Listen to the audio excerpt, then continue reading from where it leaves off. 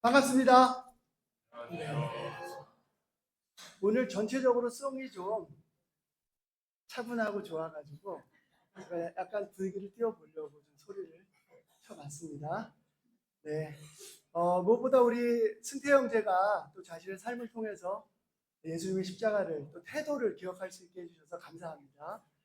저도 다시 한번 제 마음을 새기고 제 삶의 십자가의 태도를 적용해 보도록 그렇게 하겠습니다. 오늘 또 해외에서 많은 분들이 오셔서 너무 좋습니다. 강곡구의 요코소 분위기가 잘 안 뜨네요. 제가 지난주에 그냥 일본 출장을 잠깐 다녀왔기 때문에 일본말을 뭐 아주 조금 합니다. 그냥. 자, 오늘은 한나의 기도라는 제목으로 같이 말씀을 나누고자 합니다. 어저께는 우리 그 KTT의 회의가 있었는데요. 일본 그 PSWST하고 같이 회의를 했는데 주블리를 아주 굉장히 기대하고 있더라고요. 여러분들도 많이 기대하고 계신가요? 지금 막판에 주블리 참여자들이 막 폭발을 해가지고 굉장히 분위기가 좋습니다. 기도로서 좀 준비하시고 정말 전국의 교회가 모여서 함께 교제하고 말씀을 들을 수 있는 아주 좋은 시간이 될 거라고 생각합니다. 혹시 여러분들 이런 질문 좋아하세요? 영준이에게 기도란? 뭐 이런 질문 좋아하십니까? 네. 가끔 저는 이제 이런 질문을 들어보면은 그리고 또 누가 이런 질문에 답변하는 걸 들어보면 참 많은 것들을 알게 됩니다. 우리가 같은 단어를 사용하지만 자신만의 정의를 가지고 있다는 거예요. 예를 들어서 여러분들이 아실 만한 소설가인데요. 한국의 소설가가 감성사전이라는 걸 냈는데 그분은 시계를 이런 식으로 정의하셨어요. 하루를 시간별로 24토막씩 절단하는 기계. 아마 그분에게는 이 시계라는 게 뭔가 조금 그 감성적이지 않은 부분이 있었던 것 같습니다. 또 그분이 불행이라는 걸 이렇게 정의를 했어요. 행복이라는 이름의 나무 밑에 드리워져 있는 그 나무만한 크기의 그늘. 인간이 불행한 이유는 그 그늘까지 나무로 생각하지 않기 때문이다. 괜찮나요? 네. 제가 아주 젊은 시절에 좋아했던 그런 소설가이기는 한데요. 지금 고인이 되신 이회수라는 분이 작성한 감성사전입니다. 여러분은 기도를 어떻게 정의하고 계세요?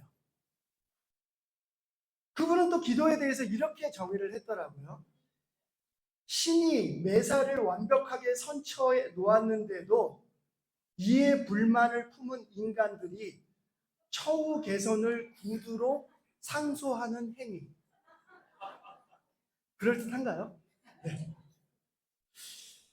여러분이 매일 드리는 기도를 여러분의 언어로 정의한다면 뭐라고 하시겠습니까?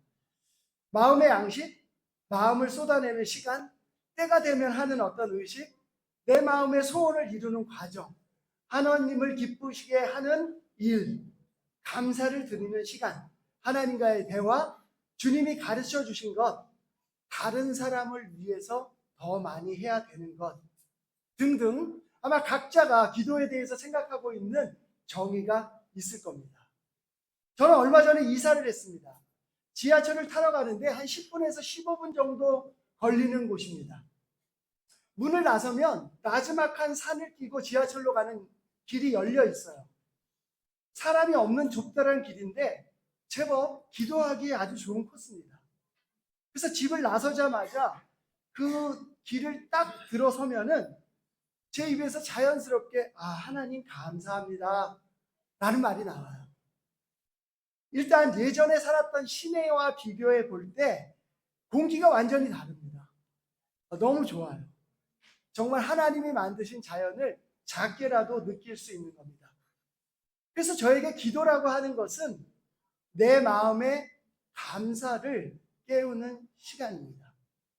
이런 날도 저런 날도 어떤 상황이 와도 기도를 시작하면서 감사의 마음을 제 마음에 되찾을 수 있어서 참 좋습니다. 집에서 화이트타임을 하고 나간 날이든 아닌 날이든 그 길을 따라 걷다 보면 기도가 절로 나오고 숲길을 걷다 보면 감사가 제 영혼을 깨우는 걸 느낍니다.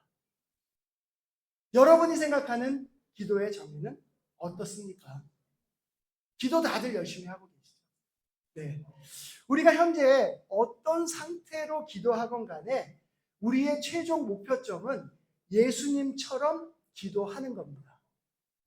근데 그걸 생각하면 누구도 이 자리에서 완벽하다고 할 사람은 없을 겁니다. 그런 의미에서 기도에는 성장이 필요합니다. 그래서 오늘은 우리 기도가 성장하기 위해서 특별히 한나의 기도를 볼 건데요. 성경에는 많은 믿음의 선배들이 기도로서 본을 보여왔습니다. 느헤미야의 기도 어떤가요? 자신의 뜻을 이루기 위해서 기도를 그치지 않습니다. 모든 상황을 기도로 준비합니다. 다니엘의 기도 어떤가요? 당장 발에 불이 떨어졌는데도 늘 하던 대로 집으로 돌아가 창문을 열고 하나님께 구합니다. 우리에게 따라갈 수 있는 많은 기도와 믿음의 전사들이 있어서 참으로 감사합니다. 오늘은 특별히 한나의 기도를 통해서 우리의 기도가 어떻게 성장해야 되는지를 한번 알아보고 싶습니다. 사무엘상 1장 9절에서 11절 말씀입니다. 제가 읽어보겠습니다. 한 번은 엘가나 일행이 실로에 있는 주님의 집에서 음식을 먹고 마신 뒤에 한나가 일어나서 자리를 떴다. 그때 제사장 엘리는 주님의 성전 문설주 곁에 있는 의자에 앉아 있었다. 한나는 괴로운 마음으로 주님께 나아가 흐느껴 울면서 기도하였다. 한나는 서원하며 아뢰었다. 만군의 주님, 주님께서 주님의 종의 이 비천한 모습을 참으로 불쌍히 보시고 저를 기억하셔서 주님의 종을 잊지 않으시고 이 종에게 아들을 하나 허락하여 주시면 저는 이 아이의 한평생을 주님께 바치고 삭도를 그의 머리에 대지 않도록 하겠습니다. 오늘 저의 말씀은 두 가지의 포인트가 있습니다. 첫 번째는 한나가 내린 기도의 정의는 해도 안 되는 것을 계속하는 것입니다. 에브라임 집입니다. 한 아내의 이름은 한나였고 또 다른 아내의 이름은 분인나라는 아내가 있었습니다. 근데 이 분인나에게는 자녀가 있었는데 한나에게는 아이가 없었습니다. 엘가나는 굉장히 신실한 사람이어서 매년 가족을 데리고 실로라는 곳으로 가서 제사를 드렸습니다. 엘가나가 한 일은 그 제사 후에 가족들에게 자신의 몫을 나눠주는 일을 했습니다. 자식이 없었지만 엘가나는 한나를 무척 사랑했습니다. 그런데 이 분인나는 자기가 자식이 있는 것을 유세하듯이 자랑하며 이 한나를 괴롭혔습니다. 그래서 늘 이 모임이 있을 때마다 한나는 괴로움의 눈물을 흘려야 했습니다. 괴로워서 먹지도 못했습니다.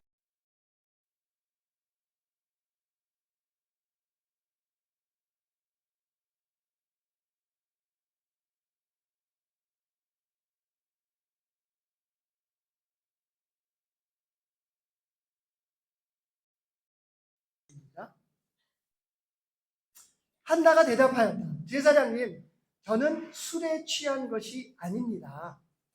포도주나 독한 술을 마신 것이 아닙니다. 다만 슬픔을 가눌 길이 없어서 저의 마음을 주님 앞에 쏟아 놓았을 뿐입니다. 이 종을 나쁜 여자로 여기지 마시기 바랍니다. 너무나도 원통하고 괴로워서 이처럼 기도를 드리고 있습니다.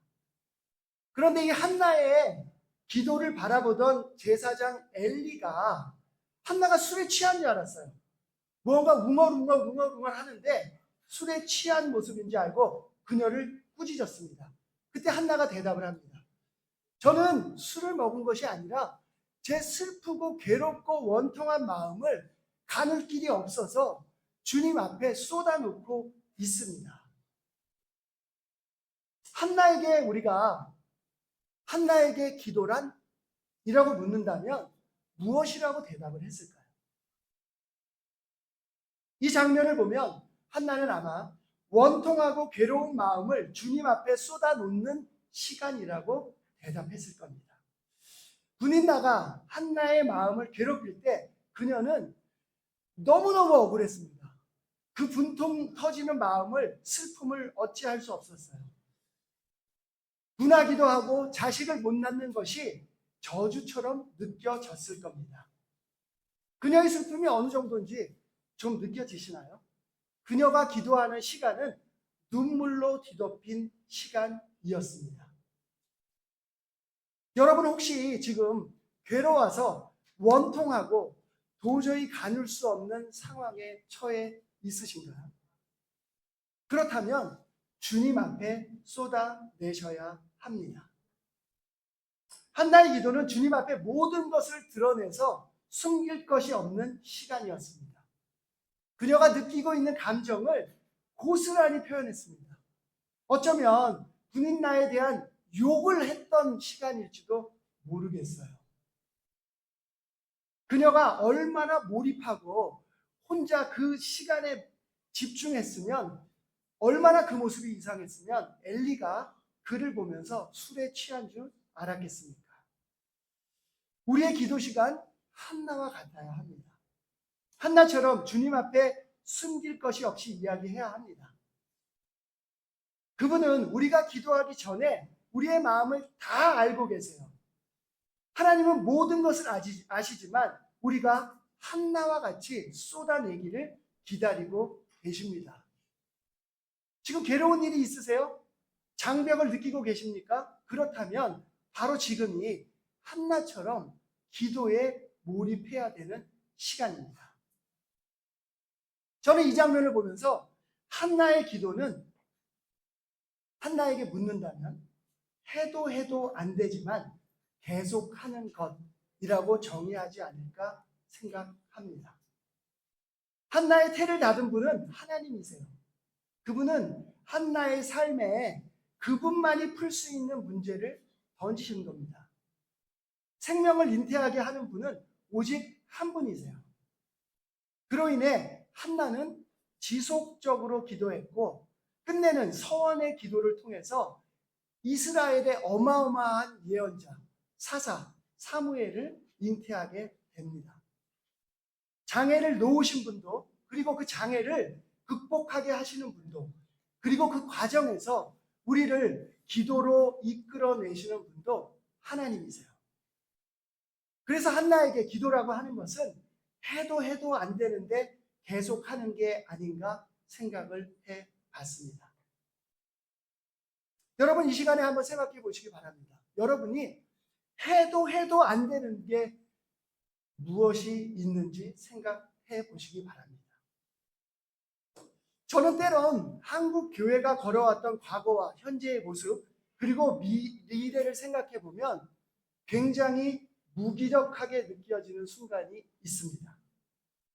과연 우리 교회가 하나님의 영광이 드러나는 교회가 될 수 있을까? 한 마음으로 하나님의 계획을 실천하는 교회가 될 수 있을까? 34년 동안 영광을 받은 적도 있고 무너진 적도 있는데 끝내 하고 했는데 안 되는 부분이 정말 고쳐질 수 있을까? 과연 올해 우리는 한 마음으로 하나의 교회가 돼서 모두가 기뻐하는 주님의 영광이 드러나는 교회가 될 수 있을까? 저는 이 생각을 하면서 바로 지금이 내가 한나처럼 기도해야 하는 시간이라고 생각을 했습니다. 여러분은 어떠십니까? 여러분이 느끼고 있는 그 장벽 앞에서 바로 지금이 한나처럼 기도해야 되는 시간임을 기억하시기 바랍니다. 누가복음 18장 1절에서 8절 말씀입니다. 조금 길지만 제가 읽어보겠습니다. 예수께서 제자들에게 늘 기도하고 낙심하지 말아야 한다는 뜻으로 비유를 하나 말씀하셨다. 어느 고을에 하나님도 두려워하지 않고 사람도 존중하지 않는 한 재판관이 있었다. 그 고을에 과부가 한 사람이 있었는데 그는 그 재판관에게 줄곧 찾아가서 내 적대자에게 내 권리를 찾아주십시오 하고 졸랐다. 그 재판관은 한동안 들어주려고 하지 않다가 얼마 뒤에 이렇게 혼자 말하였다. 내가 정말 하나님도 두려워하지 않고 사람도 존중하지 않지만 이 과부가 나를 이렇게 귀찮게 구니 하니 그의 권리를 찾아주어야 하겠다. 그렇게 하지 않으면 그가 자꾸만 찾아와서 나를 못 견디게 할 것이다. 주님께서 말씀하셨다. 너희는 이 불의한 재판관이 하는 말을 귀담아 들어라. 하나님께서 자기에게 밤낮으로 부르짖는 택하신 백성의 권리를 찾아주시지 않으시고 모른 체하고 오래 그들을 내버려 두시겠느냐? 내가 너희에게 말한다. 하나님께서는 얼른 그들의 권리를 찾아주실 것이다. 그러나 인자가 올 때에 세상에서 믿음을 찾아볼 수 있겠느냐? 예수님은 불의한 재판관의 비유를 드시면서 말씀하십니다. 그 재판관은 하나님도 두려워하지 않고 사람도 존중하지 않는 사람이었어요. 그런 사람조차도 자신의 권리를 찾으려는 과부의 끈질긴 부탁을 들어주게 된다는 겁니다. 그런데 과부가 처음 찾아와서 얘기할 때 들어준 게 아니에요. 그녀가 줄곧 찾아와서 졸라대는 것을 보면서 마음을 바꾸게 됩니다. 내가 과부의 말을 들어줘야겠다. 바로 이 비유를 통해서 예수님은 늘 기도하고 낙심하지 말아야 한다는 이야기를 하십니다. 그렇다면 과부는 언제까지 그 재판관을 찾아가서 졸라댈 작정이었나요? 네, 맞습니다. 저와 여러분이 예상할 수 있는 대로 그녀는 자신의 권리를 찾을 때까지 그렇게 했을 겁니다. 그 기운을 재판관은 느꼈기 때문에 내가 더 이상 견디기 어려워. 아무리 거부해도 또 찾아올 거야. 라는 마음으로 그 이야기를 들어주게 됩니다. 요즘 여러분은 무엇을 위해서 줄곧 하나님을 찾아가서 졸라대고 있습니까? 말씀을 준비하면서 한동안 교회를 위해서 기도하다가 그친 저의 모습을 보게 되었습니다. KTT 회의도 벌써 1년 6개월 가까이 지속되고 있어요.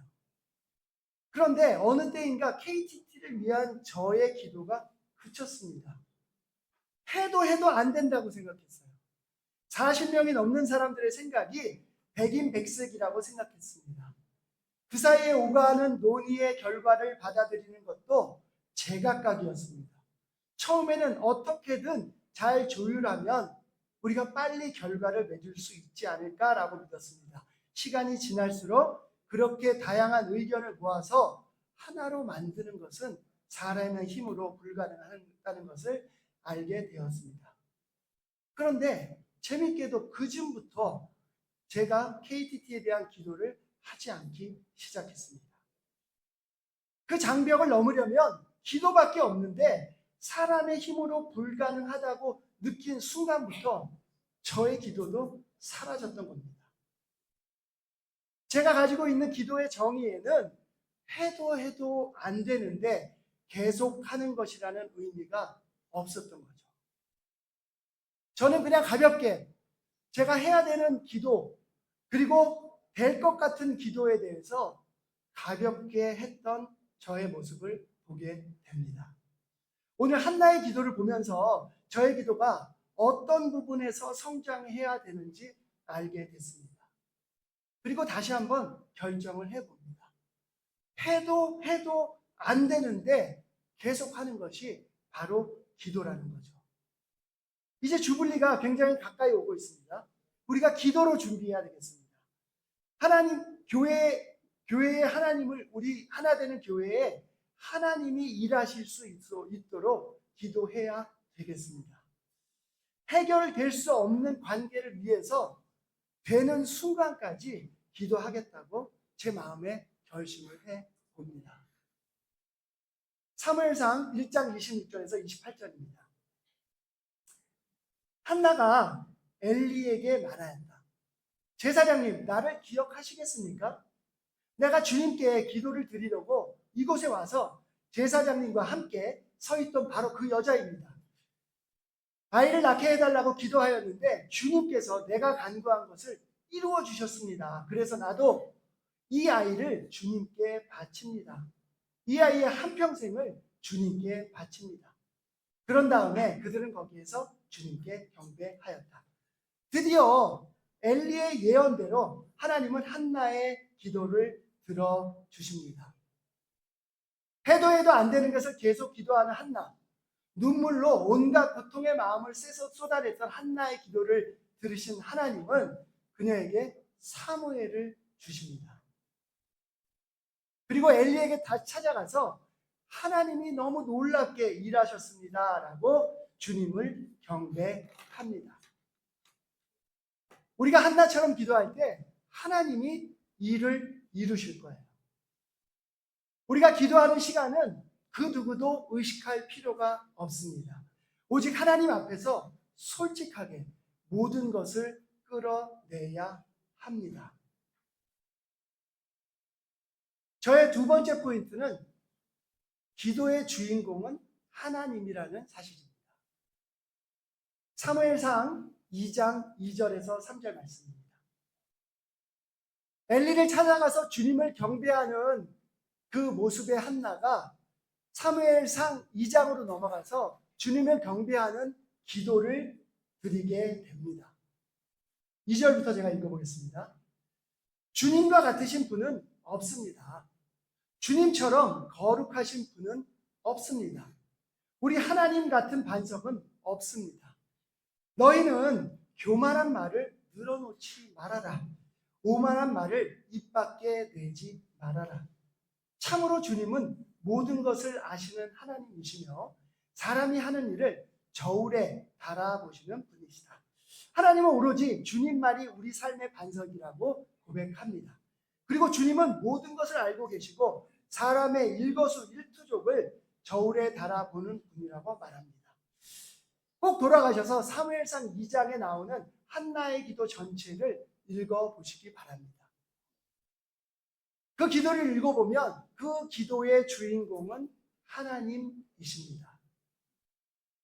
요즘 여러분 기도의 주인공은 누구입니까? 혹시 오로지 여러분의 필요에만 맞춰져 있지는 않습니까? 네, 우리는 기도를 통해서 우리의 필요를 주님께 구해야 합니다. 그런데 그 전에 우리가 구하는 분이 어떤 분인지 알아야 하고, 그리고 우리 삶에서 그분이 어떻게 일하고 계신지를 기도를 통해 고백해야 합니다. 우리 기도를 통해서 오로지 그분만이 이 일을 해결할 수 있는 창조주이심을 기억해야 합니다. 한나는 잘 알았습니다. 그녀에게 주어졌던 아이를 못 갖는 장애는 그녀를 기도할 수밖에 없게 만들었고, 그것을 해결해 줄 수 있는 분은 유일하게 하나님 한 분뿐이라는 것을 알게 되었습니다. 여러분, 기도의 주인공도 하나님이 되어야 합니다. 여전히 자신이 중심이 돼서 그분이 유일한 분이라고 생각하지 않고 형식적으로 마치 많은 대안 중에 하나로 하나님께 기도를 드리는 분이 있다면 그 기도는 하나님께 올라가지 않을 겁니다. 우리의 문제를 해결할 수 있는 유일한 방법, 우리 문제를 해결할 수 있는 유일한 분은 바로 하나님이십니다. 혹시 여러분이 눈앞의 장애물을 극복할 수 없다고 느끼신다면 하나님이 어떤 분인지를 보시기 바랍니다. 그분은 모든 것을 알고 있는 분이세요. 그리고 그분은 기다리고 계십니다. 우리 기도 중에 그분이 주인공이 되기를 기다리고 계세요. 왜요? 하나님을 위해서가 아니라 바로 우리를 위해서 우리의 그 기도 소리를 그렇게 기다리고 계십니다. 사무엘상 2장 7절에서 8절입니다. 주님은 사람을 가난하게도 하시고 부유하게도 하시고 낮추기도 하시고 높이기도 하신다. 가난한 사람을 티끌에서 일으키시며 궁핍한 사람을 거름더미에서 들어 올리셔서 귀한 이들과 한자리에 앉게 하시며 영광스러운 자리를 차지하게 하신다. 이 세상을 떠받치고 있는 기초는 모두 주님의 것이다. 그분이 땅덩어리를 기초 위에 올려 놓으셨다. 하나님은 땅의 기초를 놓은 분이고 사람을 가난하게도 부유하게도 낮추기도 높이기도 하시는 분입니다. 그분은 우리 기도의 주인공이 되기에 충분한 분이십니다. 온 세상의 모든 것을 관장하는 분이세요. 이거 하나 빠졌네요. 사무엘상 2장 9절에 보면 이렇게 또 말씀하십니다. 주님께서는 성도들의 발걸음을 지켜주시며 악인들을 어둠 속에서 멸망시키신다. 사람이 힘으로 이길 수가 없다. 바로 그런 하나님이 우리의 발걸음을 지켜주고 계십니다. 그분은 사람의 힘으로 대적할 수 있는 분이 아닙니다. 그런 분이 우리의 아버지가 되신 겁니다. 우리가 하는 기도의 주인공은 그분 외에는 없습니다. 그분이 어떤 분인지 기억하고 그분의 능력을 우리 기도 가운데 찬양해야 합니다. 오로지 우리 삶을 통해 우리 기도를 통해 영광을 받을 분은 그분 한 분이시기 때문에 그렇습니다. 오늘 말씀을 정리하고자 합니다. 우리의 기도 생활을 한번 다시 돌아봅시다. 그리고 우리의 기도가 성장해야 한다는 것을 기억합시다. 한나에게 있어서 기도는 해도 안 되는 것을 계속하는 것이었습니다. 그녀의 기도는 그 주인공이 하나님이셨습니다. 혹시 여러분 가운데 지금 장애물을 만나셨나요? 하나님의 계획을 이해하셔야 합니다.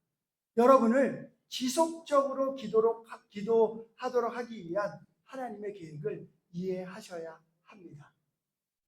누구도 내 문제를 풀 수 없을 것이라고 느끼고 계신가요? 하나님은 이 땅의 기초를 놓은 창조주입니다. 그분이 우리의 모든 것을 알고 계시고 우리 기도 속의 주인공이 되셔서 일할 수 있기를 간절히 바랍니다. 주불리가 다음 주입니다. 기도 다다음 주. 그러네요. 기도로 준비하시고 정말 하나님이 보여주실 놀라운 것들을 우리 마음을 준비하고 전국에 있는 제자들을 함께 만나서 기쁘게 교제하고 하나님이 하시는 일을 믿음으로 지켜보는 주불리가 되기를 바랍니다. 말씀을 마치겠습니다.